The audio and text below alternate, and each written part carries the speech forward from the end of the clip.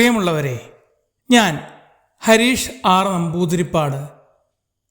ഒരു പുതിയ അധ്യയന വർഷം നാളെ ആരംഭിക്കുന്നു. അതിനുള്ള മുന്നൊരുക്കങ്ങൾ എല്ലാ സ്കൂളുകളിലും പൂർത്തിയായി കഴിഞ്ഞു. ഒരു കഥ കേൾക്കൂ. മുന്നൊരുക്കം. അവിടെ ഒരു കുട്ട വയ്ക്കണം, ഇവിടെയും വേണം. മാലിന്യങ്ങൾ വലിച്ചെറിയാതെ കൃത്യമായി കുട്ടയിൽ നിക്ഷേപിക്കാനുള്ള നിർദ്ദേശവും നൽകണം.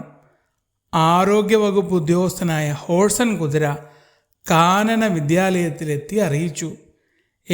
അതിൻ്റെ ആവശ്യമില്ല. ഞങ്ങൾ മാലിന്യങ്ങൾ നിക്ഷേപിക്കാൻ സ്കൂളിൻ്റെ 4 വശത്തും ഓരോ കുഴികൾ കുത്തിയിട്ടുണ്ട്. മണ്ണിൽ അലിഞ്ഞു ചേരുന്ന വസ്തുക്കൾ അതിൽ നിക്ഷേപിക്കും. അല്ലാത്ത വസ്തുക്കൾ കൊണ്ടുവരാൻ അനുവാദവുമില്ല. ഹെഡ് മാസ്റ്റർ കണ്ണൻ മാഷ് പറഞ്ഞു. നോക്കൂ, ഞങ്ങളുടെ വിദ്യാലയവും പരിസരവും 2 മാസത്തെ അവധിക്കാലം കഴിഞ്ഞിട്ടും ഒരു പൊടിയോ മാലിന്യമോ ഇവിടെ കാണാനുണ്ടോ? സ്കൂളിലെ തൂപ്പുജോലി ചെയ്യുന്ന പിങ്കിക്കാക്ക അഭിമാനത്തോടെ പറഞ്ഞു. അത് ശരിയാ. ഞാൻ സന്ദർശിച്ച മറ്റു സ്കൂളുകളിൽ നിന്ന് വ്യത്യസ്തമായി ഇവിടെല്ലാം പൂർണ്ണമായും ഒരുങ്ങിക്കഴിഞ്ഞു. കണ്ണമ്മാഷ് വന്നതിൽ പിന്നെ എല്ലാ വർഷവും അങ്ങനെ തന്നെയാണ് പതിവ്. നൃത്താധ്യാപിക സാരംഗി മയിൽ അഭിമാനത്തോടെ പറഞ്ഞു. പനയോല നെയ്ത് അതിൽ ഇലച്ചായം കൊണ്ട് എഴുതിയും വരച്ചും അറിയിപ്പുകളും സ്വാഗതവും തയ്യാറാക്കി വച്ചിട്ടുണ്ട്. PTA പ്രസിഡന്റ് രംഗൻ കാള പറഞ്ഞു.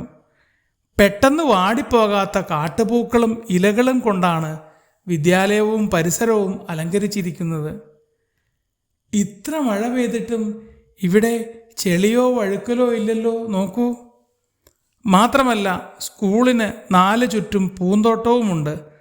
പ്രത്യേകിച്ച് അലങ്കരിച്ചില്ലെങ്കിലും പ്രശ്നമില്ല. സ്കൂളിൻ്റെ മതിലിന് പുറത്തും ധാരാളം ചെടികൾ പൂത്തു നിൽക്കുന്നത് കണ്ടില്ലേ? രക്ഷിതാക്കളുടെ പ്രതിനിധികൾക്ക് ആവേശമായി. കുട്ടികളെ സ്വീകരിക്കാനുള്ള പൂച്ചെണ്ടുകൾ ഇവിടെയുള്ള പൂക്കൾ ഉപയോഗിച്ച് തയ്യാറാക്കാം. രക്ഷിതാക്കളിലെ കലാകാരിയായ ജില്ലി മാൻ പറഞ്ഞു. രക്ഷാകർതൃ സമിതി തയ്യാറാക്കിയ ഊഞ്ഞാലുകളും കളിപ്പാട്ടങ്ങളും കണ്ടോ? കുട്ടികൾക്ക് പഠനത്തോടൊപ്പം വിനോദവും ഇവിടെയുണ്ട്. കായികാധ്യാപകൻ സോജൻ കരടി അഭിമാനത്തോടെ പറഞ്ഞു. ഇനി കുട്ടികൾ തയ്യാറായി വന്നാൽ മതി, ബാക്കിയെല്ലാം സജ്ജമാണ്.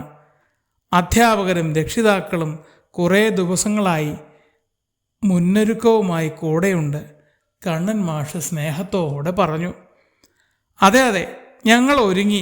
ഇനി കുട്ടികൾ വന്നാൽ മതി, മറ്റ് അധ്യാപകരും കൂടെ ചേർന്നു പറഞ്ഞു.